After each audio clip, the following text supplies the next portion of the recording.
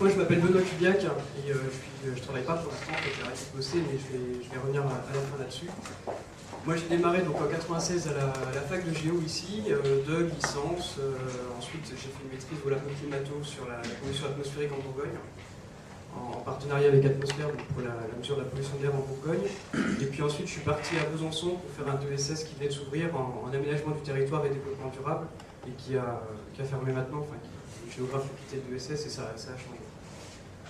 Je ne vais pas trop revenir sur la géographie, ce que ça nous apporte, parce que tout le monde est venu là-dessus, hein, le fait de pouvoir parler de différents espaces à une même personne, de pouvoir dialoguer avec plusieurs structures.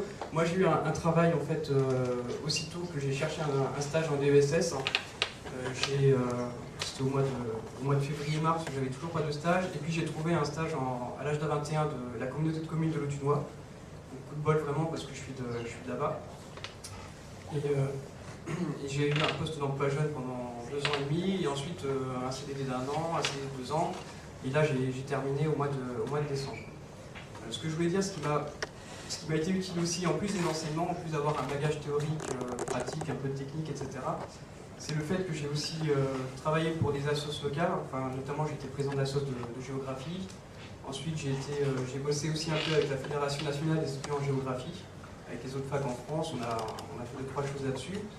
Et puis j'ai été aussi animateur, j'ai eu le BAFA, ensuite j'ai été directeur de centre aéré. Et ça c'est tout un bagage qu'on n'apprend pas à la fac, c'est de mener des réunions, c'est de monter des budgets, de monter des projets.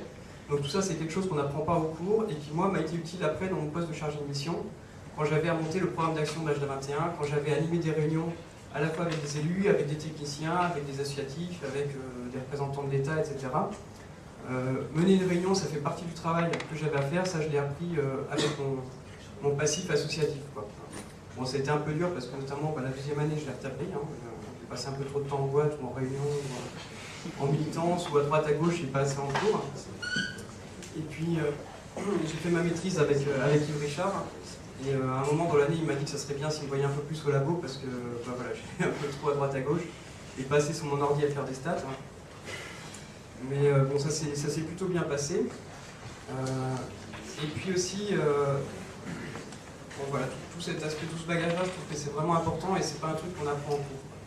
Alors maintenant, je disais que j'ai plus de boulot parce que je souhaitais arrêter mon programme. Donc, qui était intéressant, hein, on a bossé avec ma communauté de communes, on a eu un prix national pour un guide éco-citoyen, donc un guide du développement durable qu'on a diffusé sur ma communauté de communes. On l'a diffusé à 6 000 exemplaires, c'est un budget de 40 000 €, enfin, c'est un truc super intéressant. On a été à Paris, à l'époque j'avais une crête qui faisait 10 cm, et il y a Debré, Olin, etc. qui nous remettaient des prix dans les salons de l'hôtel de la Serre, c'était bien marrant à voir.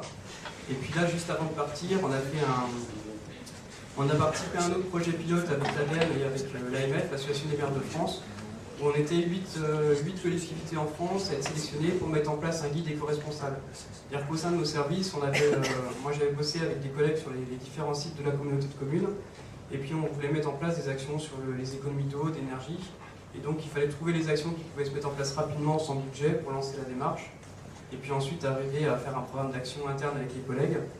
Bon, voilà, on bosse dans une collectivité, donc les élections municipales c'est en mars, les élus plus trop maintenant. Donc on voulait continuer d'avancer, on avait trouvé cette technique-là. Maintenant, donc j'ai arrêté, en fait, ça fait à peu près 1 an maintenant que je bosse sur un autre projet qui s'appelle Avenir Climat, qui est un projet personnel. Donc j'ai créé mon asso et je vais partir là, à la fin dans 3 semaines, où je vais partir en Europe et en Asie pendant une année sur le thème du changement climatique. Ça me semblait naturel d'aller sur ce projet-là, au-delà de mon travail professionnel et du militantisme associatif que j'avais. Pour moi, c'est la continuité du projet.